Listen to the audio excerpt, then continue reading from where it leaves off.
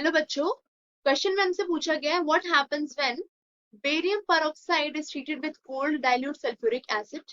तो हम एक एक क्वेश्चन पढ़ेंगे एंड एक एक को आंसर करेंगे because all the 5 parts are individual parts and independent of each other. तो यहाँ पे सबसे पहले हम क्वेश्चन नंबर ए के लिए इक्वेशन लिखेंगे।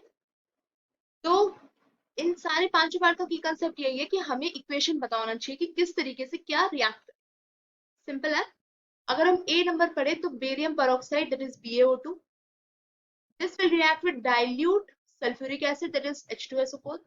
अब हमसे पूछा गया कि इस इक्वेशन का प्रोडक्ट क्या होगा। So product is very easy, we will get barium sulphate and साथ में हमें मिल जाएगा हाइड्रोजन पेरोक्साइड। सो हमें मिल जाएगा H2O2 एंड बेरियम सल्फेट।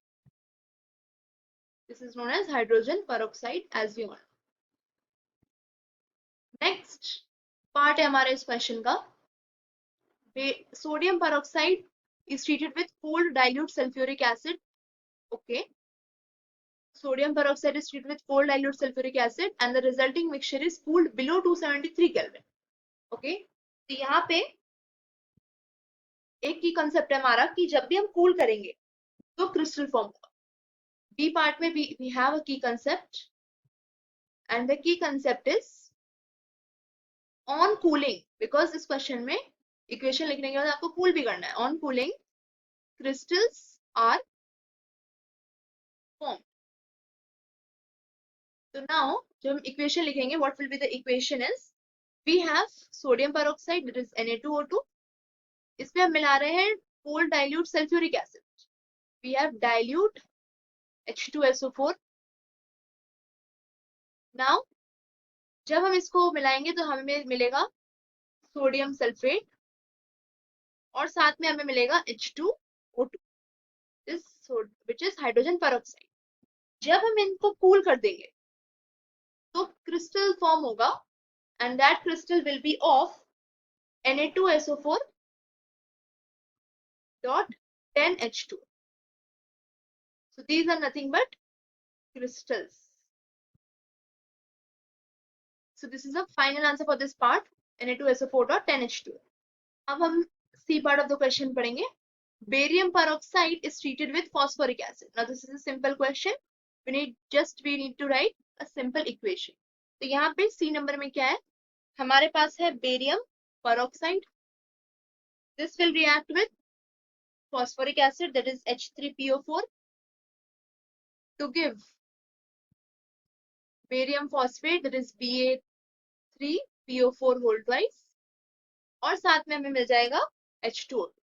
तो ये सारे जो भी रिएक्शंस क्वेश्चन में हमें दिए गए हैं वो सारे actually they are releasing mostly H2O2। यहाँ पे जब हम इसको बैलेंस करेंगे we can also balance, so we will write over here 3 and we will write over here 2। तो ये हमारा हो जाएगा balanced equation for this question. तो फाइनली हमें मिल क्या रहा है, barium phosphate. We are getting barium phosphate. तो अब हम जाएंगे fourth part of the question पे। Fourth part of the question is hydrogen peroxide is treated with sodium carbonate. तो अब हम रिएक्शन कराएंगे, हमारे पास है hydrogen peroxide that is H2O2 and साथ में हमारे पास है sodium carbonate that is Na2CO3।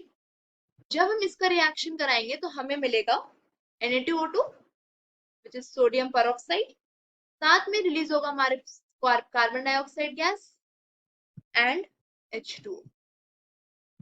तो हमें इसमें फाइनली क्या मिल रहा है, सोडियम पेरोक्साइड। और इस प्रोसेस में हुआ क्या है, the process over here is nothing but oxidation. So definitely यहाँ पे क्या हुआ है, oxidation. Now we will move to the fifth part of the question. Hydrogen iodide is added to hydrogen peroxide. Okay, तो हमारे पास यहाँ पे क्या है, we have hydrogen peroxide first of all, hydrogen peroxide H2O2 और इसमें हमारे पास आयोडाइड आयंस है। जब भी हाइड्रोजन पेरोक्साइड आयोडाइड आयंस के साथ रिएक्ट करता है तो यहाँ पे फॉर्म होगा हमारा आयोडीन। वेरी इंपॉर्टेंट, यहाँ पे आयोडीन फॉर्म होता है और इस आयोडीन का प्रेजेंस को हम इसके कलर से डिटेक्ट कर सकते हैं। दिस इज आयोडीन एंड साथ में हमारा H2O भी रिलीज होता है, which is definitely a liquid। और यहाँ पे very important thing, iodine can be tested by its colour.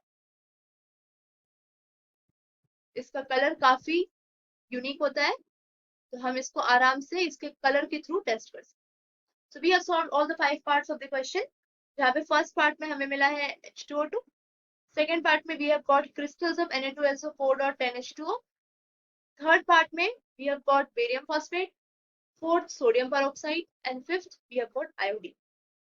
So I hope you understood the concept well. All the best.